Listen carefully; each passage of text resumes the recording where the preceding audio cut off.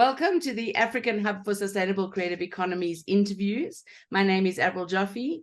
I'm the postgrad coordinator at the University of the Witwatersrand, and we have been hosting the South African Hub on film and digital media for the Hub program of the African Hub. And I'm delighted to be here with Bongani Mashaba, who is a film composer. And Bongani, welcome. And I'd love you to tell us a little bit about your journey into the film industry and your work as a film composer. Thank you so much. Thank you so much. Thank you for the invitation as well. I really do appreciate it. So my journey started really way before I even decided to write music down. I remember that I picked up a few instruments in high school, and that was my way into the music ecosystem, if I can put it that way. And at some point, I remember having one of my friends play a video game soundtrack on the piano in class, and that's where the light bulb went off. So I started doing a lot more research into this type of music, and I found myself writing music to pictures. And then, yeah, that went well. I received multiple awards for that while still in high school. So shortly after that, I asked my parents if I can go and study film, of which they refused. So I had to do a lot of convincing. I had to bring up all the accolades that I had achieved and so forth. I think that really helped them to understand the vision. So I enrolled at AFTA in Cape Town, where I took multimedia music production. It was called MMP at the time. I'm not sure what it's called now. So I did that for 3 years. And then in my third year, I wrote music for an experimental film, which got selected at the Watersprite Film Festival for the Best Soundtrack Award. It was a nomination out of 700 entries, I think. They chose about 6 films, and that was one of them. So that was a great, how do you say, accolade, achievement, right? And then after my undergrad at AFTA, I moved to Johannesburg. I enrolled for music composition at WITS. My lecture, I studied under Chris Lecture, who was a screen music lecturer at the time, Andre, who was the jazz lecturer, and Jeannie. Jeannie was the classical music, the art music, and so forth. So yeah, and then at WITS, I learned a lot more about, I would say, ethnomusicology, a lot of the technical side of things, the theoretical, the historical, and the technical side of the music, of how one approaches music in film. It's not just about writing pretty music, but it's about being historically accurate. It's about being accurate in terms of representation. It's about having the most impactful music and the most relevant and relatable music as well. So I learned all of that at WITS.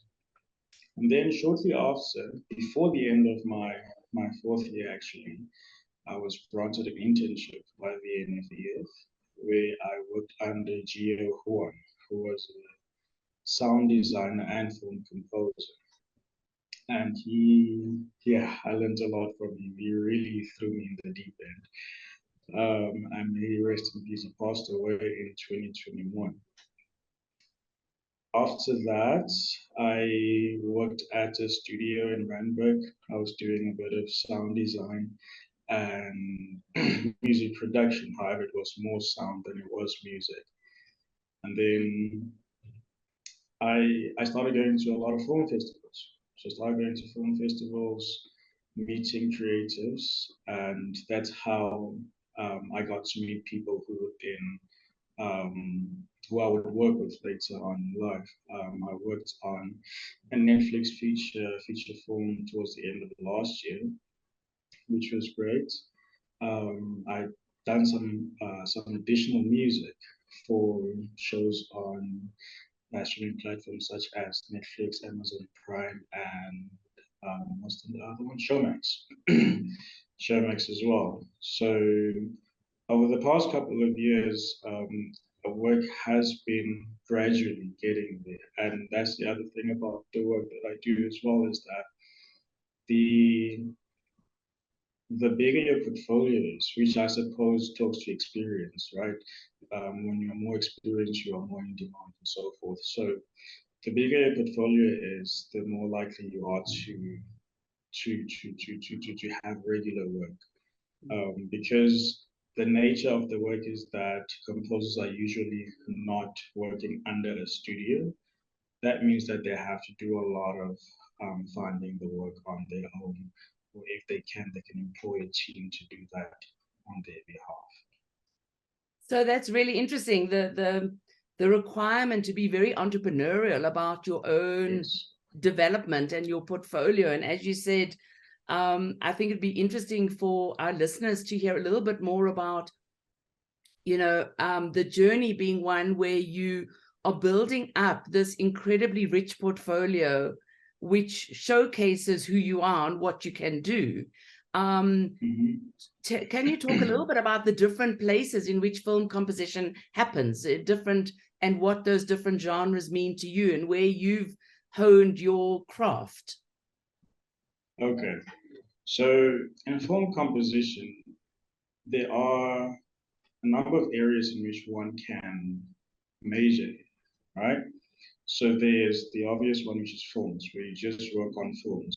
So the technique that you have to have for film is slightly different from the technique you'd have to have when working on a TV series, for example, right? So there's those two, and then there's also music for video games, which I've done a very small one, and I can say right now it was very challenging. It's very different, or perhaps it's because I don't play a lot of video games, which also speaks to that whatever you're going to want to major in, you need to understand. You need to be really aware of what's happening within that particular industry. And then there is music for ads, which is also, it's not as tricky as video games, but because you're writing music that should reach out to a particular audience, that should set a certain tone, oftentimes the brief or the feedback can be quite specific. So you need to be able to really listen and interpret what the director means when they say that they want this or that. Because some directors can talk in a rather abstract way, right? So they'll be like, I want it to feel purple, and you must understand, you must be able to take out what that means. And other directors talk in references, where they will send you a reference, an existing piece of music already, and then they'll be like, okay, we like this particular element from this piece. Can we use that in conjunction with this other piece, this element type of thing? So you need to, well, I guess it's you need to know this across all forms, but sorry, because writing for media, for TV, sorry, for adverts is usually on a fast pace. You need to be able to dissect what is meant when they say that they want the music to feel purple, whatever the case is. Yeah. So what is your preferred genre? I'm hearing film, am I correct? Yes. So my preferred genre is film, and TV series, right? So why film? Film, oftentimes, or perhaps it's the films I've worked on, where I have an opportunity to create a completely new sound world, you know? So being able to read the script and really out of nowhere have these ideas of, oh, this would be really nice. Why don't we represent this character with this? Well, that character has an association with that place. It's their safe space or it's their trauma space. How do we create that association? I think for me, it's really the conceptualization of it. Like I said, when I was at birth, the whole theoretical approach, the whole relevance approach, the whole creativeness of it. You can be creative and still be conceptual at the same time. So yeah, Film would be my first go-to, I would say, also because I've worked on a lot more films. And then the next best thing I would say is TV, right? Now, with TV, it's different from, for example, soapies. Soapies are oftentimes quite real and literal. So you can't really want to venture out of that world. You know, the world that you're looking at already you're familiar with. So one can't really be putting sounds that you would find in a sci-fi movie on a TV, on a TV soap, which makes sense. So that is quite limited. However, that limitation does not have to be a bad thing. I find that at times when I'm only restricted to 3 or 4 instruments, it really pushes me to write something new and fresh for this particular instrument. So I think that process also can be quite powerful. How do you take something that's existing already and give it a new twist without distracting, without shying away too much? How do you balance the new and the familiar? So, and then there are other types of series, for example, the ones that have been coming out of Netflix, where one episode is like an hour long, and we are in this mystical land, and so I think those I would really enjoy as well. Um, so, and there's a lot of possibilities that one can go with, but also what I always say is when one is writing music, you need to choose your colors with intention. For example, if a child is playing with Play-Doh of different colors, right? At the end of the day, that color always comes to brown, right? So you always have brown. So if you have so many different instruments, so many styles you want to write in, chances are you're going to end up falling flat, right? So I'm all about choosing your set of colors and just running with that. Even when you get tempted. And the nice thing is that with that restriction, if there's a part in the film that you really want to accentuate, then you can bring in something new just to throw a jab then and pull it away again. And that's a lot more impactful than having the whole piece of music throughout the film be a whole mishmash, if I can put it that way. So, But so I yes, mean, I think what you're telling us really is like your absolute love and passion for the work that you do, and your deep and the creativity that you need to bring to every new assignment, if I can call it that. We can step a little bit aside from that and say, what are some of the challenges you have as a film composer to in ensuring that you have a sustainable income, that you have sustainable work, that your career is producing the income that you need in the sector? What are some of the challenges you have come across that you want to highlight around that?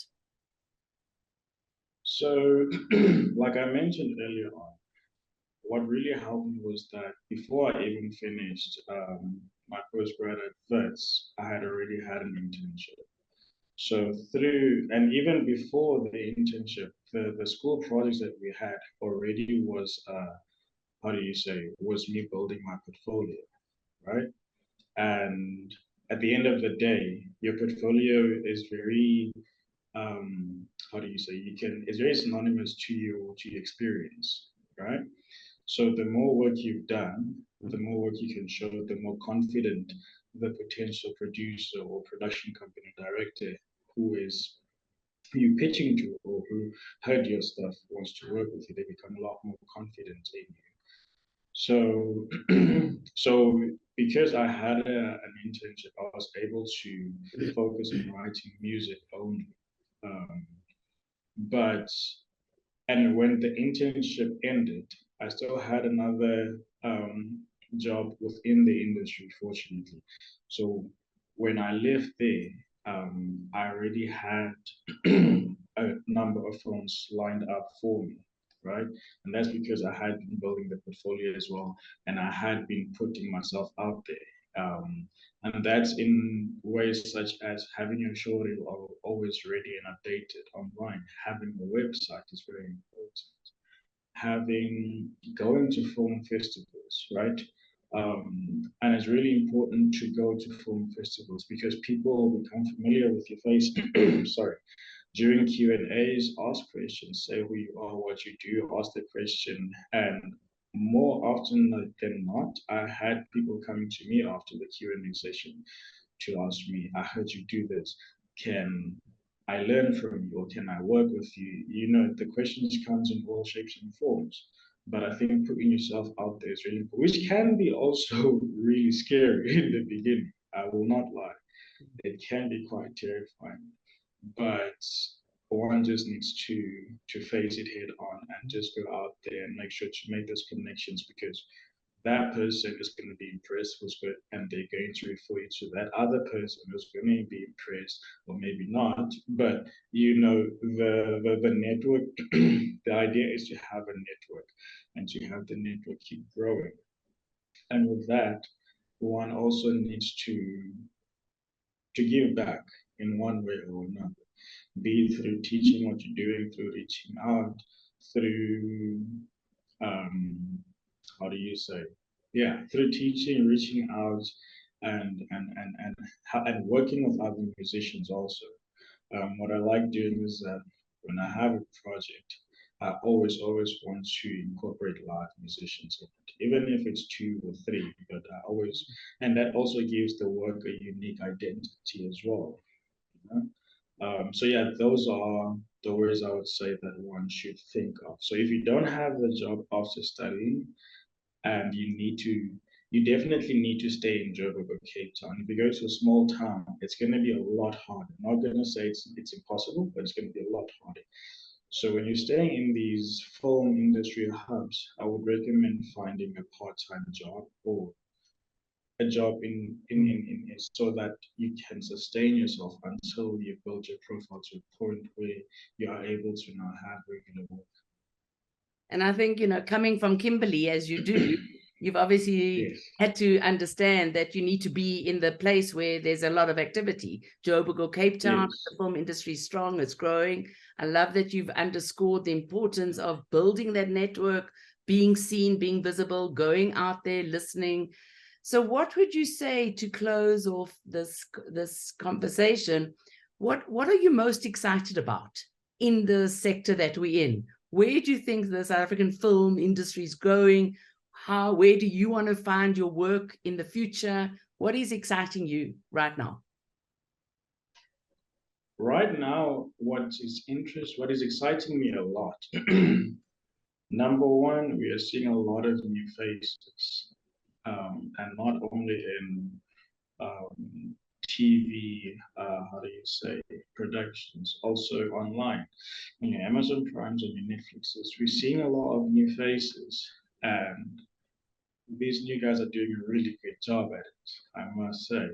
Um, and beyond that, we are we are seeing new styles of filmmaking in this country. Um, I was watching a film, I think it was yesterday, 2 days ago. It's called Big Nunu's Little Heist. It's like a Western comedy film in South Africa. It's just like what, but they executed it so well, and I was really impressed. I was really impressed, and the right now in our country there isn't a lot of composers, and the ones that are there, like I said again, their portfolio is really great. So they are having the consistent work out there, right? So what they also doing is that, sorry, they are pushing boundaries as well. There's a series I watched called Ludik, and I was like, okay, I've never heard this style of scoring in our country, you know.